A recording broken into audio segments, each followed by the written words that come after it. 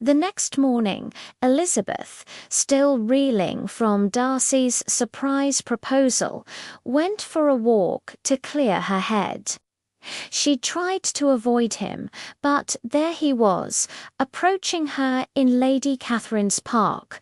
He handed her a letter bowed and quickly walked away. With intense curiosity, Elizabeth opened it. Darcy wrote that he wouldn't repeat his offer. Instead, he wanted to defend his character against her two accusations. First, about separating Bingley from her sister Jane. He admitted he had noticed Bingley's affection for Jane, but had been deceived by Jane's calm and cheerful manner, believing she wasn't seriously interested. He also confessed that her family, often improper behaviour at the Netherfield ball, made him want to save his friend from what he saw as an unhappy marriage. He did regret one thing, hiding from Bingley that Jane was in London. Then he addressed the more serious accusation concerning Mr. Wickham.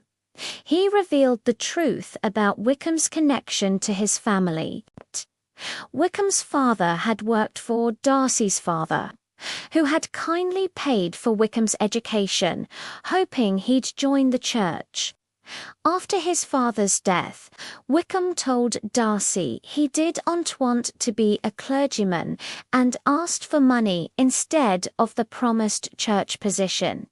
Darcy agreed and gave him £3,000. But 3 years later, Wickham returned, his money gone, demanding the church post again. But Darcy refused. This, Darcy explained, is why Wickham now tells such a story of injustice. Then came a more shocking revelation. Last summer, Wickham had charmed Darcy's 15-year-old sister, Georgiana, and convinced her to elope with him. His main motive was undoubtedly her £30,000 fortune, but also revenge against Darcy. Thankfully, Darcy arrived just in time to stop it. He ended the letter by suggesting she speak to his cousin, Colonel Fitzwilliam, who could confirm every detail. As Elizabeth read, her emotions were a whirlwind. At first, she was angry, but as she read about Wickham, she began to hesitate. Darcy's version, though shocking, started to seem more plausible. She remembered how Wickham had told his entire story to her, a stranger, on their first meeting, and how he boasted of not fearing Darcy, yet avoided him at the ball. Darcy, on the other hand, would never risk referring her to his cousin if his story wasn't true. Shame washed over her.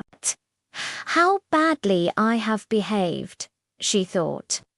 She, who prided herself on her judgment, had been completely blinded by her prejudice, flattered by Wickham's attention, and offended by Darcy's pride. She had misjudged them both. Till this moment, she realized, I never knew myself. She reread the part about Jane and had to admit Darcy's observations were fair. Jane rarely showed her true feelings, and his comments about her family's behavior. She cringed, knowing he was right. Miserable, she returned to the house. The next day, Darcy and Colonel Fitzwilliam left. For the rest of her visit, Elizabeth couldn't stop thinking about the letter. Her anger at Darcy's arrogant proposal shifted to anger at herself for her unjust accusations. She respected him now, even pitied his disappointment, but had no desire to see him again. Back home in Longbourn, Elizabeth finally confided in Jane about Darcy's proposal. Jane was astonished but felt pity for his rejection. When she heard the truth about Wickham, she was deeply shocked. They decided to keep it a secret, as Wickham and his regiment would soon be leaving town anyway. Elizabeth felt relieved after talking to Jane, but she kept one secret to herself. She couldn't bring herself to tell Jane just how sincere Bingley's feelings had been, and that Jane's own family had indirectly been the cause of her heartbreak.